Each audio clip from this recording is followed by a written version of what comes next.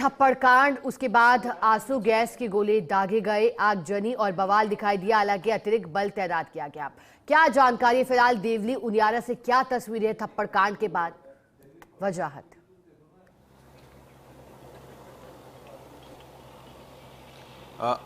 जी बिल्कुल शिका, जिस तरीके से थप्पड़ कांड की जो घटना मतदान केंद्र के अंदर मतदान वाले दिन हुई थी, उसकी गूंज राजस्थान भर में सुनाई दे रही थी।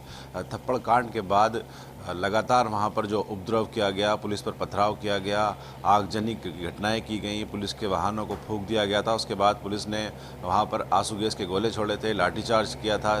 फिलहाल इस पूरे मामले को लेकर कल जो नरेश मीणा की नाटकीय गिरफ्तारी हुई है, उसके बाद भी आगजनी की घटनाएं जो हैं वो हुई थी। 148 डी हाईवे जो है गुलाबपुरा का, उसको जगह जगह जाम किया गया था। हाईवे पर आगजनी की घटनाएं हुई थी। लेकिन इस पूरे मामले को लेकर जिस तरीके से पुलिस जो थी प्रोएक्टिव थी, पुलिस ने समय रहते जो तमाम स्थितियां बिगड़ रही थी उनको समय रहते काबू किया, क्योंकि जो पुलिस के अधिकारी फील्ड में कमान संभाल रहे थे, उन्होंने पूरी एक स्ट्रेटेजी के तहत इस मामले को लेकर काम किया और सिचुएशन जो बिगड़ रही थी उसको कंट्रोल किया, आगजनी की घटनाओं पर काबू पाया और जो जाम लगा रहे थे उन पर आंसू गैस के गोले दागकर उनको खदेड़ा और जो जाम की घटनाएं थी उन पर काबू किया। इसके बाद अलीगढ़ जो सवाई माधोपुर हाईवे है उस पर भी जाम लगाने की कोशिश की गई थी, लेकिन फ़िलहाल पुलिस और जो फोर्स है वो यहाँ पर तैनात है और फिलहाल स्थिति जो है वो शांतिपूर्ण है। और जो पुलिस के आला अधिकारी हैं वो लगातार लोगों से यही अपील कर रहे हैं कि आपसी सौहार्द बनाए रखें, शांति बनाए रखें।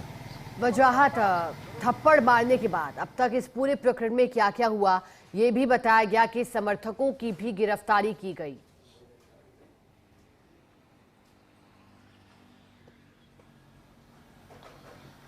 जी बिल्कुल, देखिए इस पूरे मामले में जो नगर फोर्ट थाना है उसमें टोटल 4 एफआईआर दर्ज की गई हैं। एक एफआईआर जो है एरिया मजिस्ट्रेट जो थे मतदान केंद्र के एसडीएम मालपुरा अमित कुमार चौधरी, उनकी ओर से दर्ज करवाई गई है निर्दलीय प्रत्याशी नरेश मीणा के खिलाफ। वहीं इस पूरे मामले में पुलिस ने बड़ा एक्शन लिया है। बीते 24 घंटे में पुलिस की जो 28 टीमें गठित की गई थी, उन्होंने इस पूरे मामले में 60 जो आरोपी हैं उनकी गिरफ्तारी की है। नरेश मीणा की गिरफ्तारी इसमें हो चुकी है और जो अन्य एफआईआर हैं उनमें भी जो लोग हैं जिन्होंने उपद्रव मचाया, आगजनी की घटनाएं की, राजकार्य में बाधा पहुंचाई, पुलिस पर पथराव किया, पुलिस के लोगों से मारपीट की, सरकारी वाहनों को फूंका, उनके खिलाफ भी पुलिस अब जल्द गिरफ्तारियां करेगी। आज जो है नरेश मीणा की पेशी भी हो सकती है कोर्ट में। सूचना ये मिली है कि नरेश मीणा को आज उनियारा कोर्ट में पेश किया जा सकता है। वजाहत, चूंकि जो घटनाएं सामने आई आगजनी की, और जैसा कि आपने कहा कि पुलिस की गाड़ी में आगजनी के साथ साथ आंसू गैस के गोले तक छोड़े गए थे क्योंकि सिचुएशन कंट्रोल की जा सके इसके लिए। अब बताइएगा फिलहाल क्या वहां पर स्थितियां सामान्य है, कंट्रोल में है, और तैयारी क्या है कंट्रोल में बनाए रखने की स्थितियों को।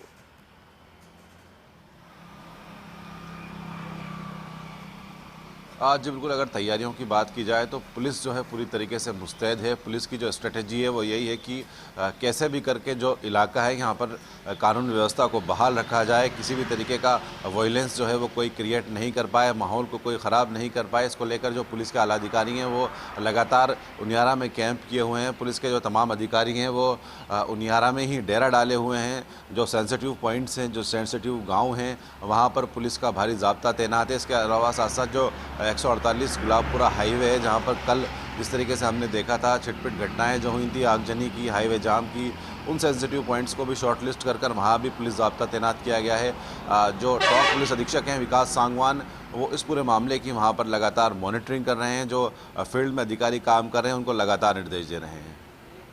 वजाहत, एक और जानकारी आप दीजिएगा। आपने कहा कि लगातार मॉनिटरिंग की है, पुलिस के अधिकारी डेरा डाले हुए हैं, लेकिन अगर बात हम एफआईआर की फिर करें एक बार वजाहत, तो एफआईआर में क्या क्या कहा गया है, क्या क्या आरोप लगाए गए हैं राजकार्य में बाधा के साथ साथ जो अलग अलग एफआईआर दर्ज हुई हैं, क्या कह रही हैं तमाम एफआईआर वजाहत?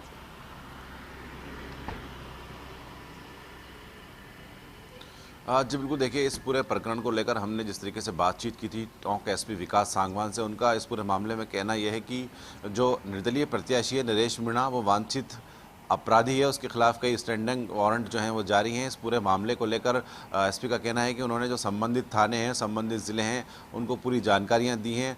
अब देखना हो कि अन्य जो मामले हैं, इस पूरे मामलों में नरेश मीणा की गिरफ्तारी कब तक होती है। समरावता गांव से नरेश मीणा की कल गिरफ्तारी हुई थी।